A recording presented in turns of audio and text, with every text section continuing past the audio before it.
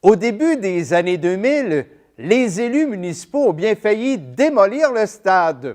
Heureusement, un budget d'infrastructure en marge des fêtes du 375e anniversaire de la ville de Trois-Rivières a sauvé le bâtiment.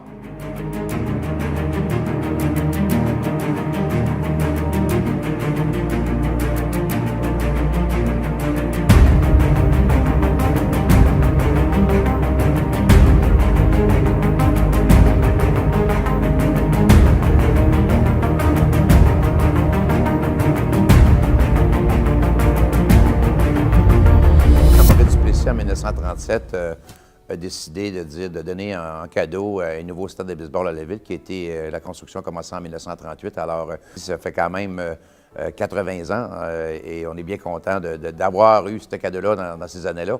Pas content de ne pas l'avoir entretenu, mais content de l'avoir gardé. Et quand il y a eu la fusion municipale, bien, quand j'ai visité l'intérieur du bâtiment, j'étais quand même épeurant.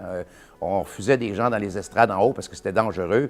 Il y avait, je pense qu'il y avait peut-être 400-500 minimum de poteaux pour supporter les structures. Alors, c'était quand même dangereux.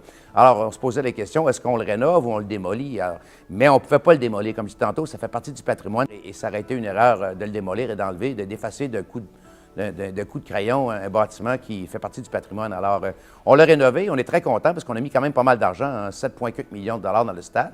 Alors, c'est quand même beaucoup d'argent, mais on en est fiers aujourd'hui. Et aujourd'hui, on a le plus beau stade au Québec et Québec peut aller se rhabiller par rapport à son stade, parce que nous, on l'a rénové de fond en comble. Et ce qui est important aussi, c'est de ramener du baseball. Alors, quand on a un stade comme celui-là, c'est d'amener un niveau de baseball le plus haut niveau possible.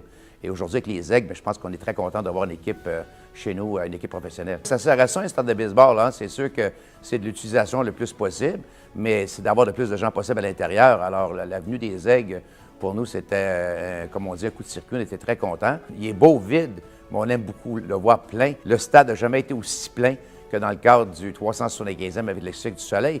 Et ça, c'est grâce à ça aussi qui nous a permis de signer une entente avec le Cirque du Soleil.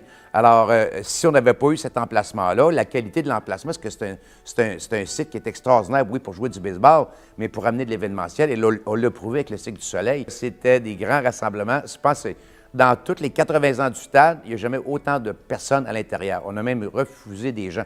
Imaginez, refuser des gens dans un stade de baseball dans lequel tout le gradin était plein et le terrain pour les joueurs, qui est immense, était plein. Il y avait plus de 15 000 personnes.